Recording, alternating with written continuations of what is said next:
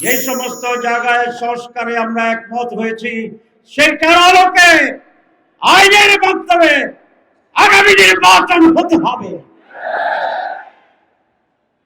আমাদের বন্ধুরা বলেন সংস্কার আমরা পার্লামেন্টে গিয়ে করব। তো যদি আপনারা পার্লামেন্টে গিয়ে করেন তো এখন করতে অসুবিধা কি? তাইলে কুছ কালা হায় হায় আর নেই হায়, কি বলেন? হায় আর নেই হায়। হায় এই কোন কালো দাগ নিয়ে জনগণ বিতর্কিত নির্বাচন আর যাবে না, চায় না। অনেকে বলছেন যে আমরা পিয়ার বুঝি না। গতকালকের একটা সার্ভে রিপোর্ট দেখেছেন, 71% লোক পিয়ারের পক্ষে। তাহলে আমরা যারা রাজনীতিবিদ, যারা আমরা বুঝি না, মূর্খ জনগণ তো বুঝে। যদি তারা না বুঝে 71% হলো কেমনি?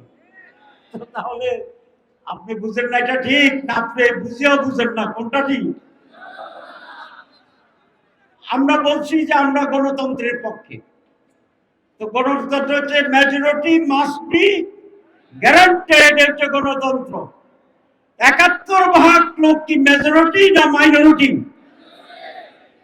ওনারা 71 লিখতে কিভাবে লিখতে হয়? 7-1 7-1।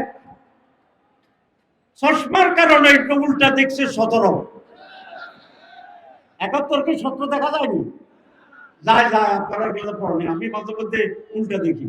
32-এ 23 মনে হয়, 40-24-এ 42 মনে হয়। তো যদি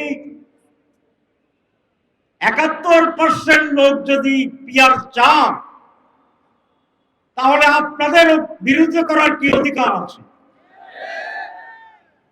মেজরিটি মানুষের মত প্রকাশ এবং সেভাবে কার্যকরণের নাম হচ্ছে ডেমোক্রেসি।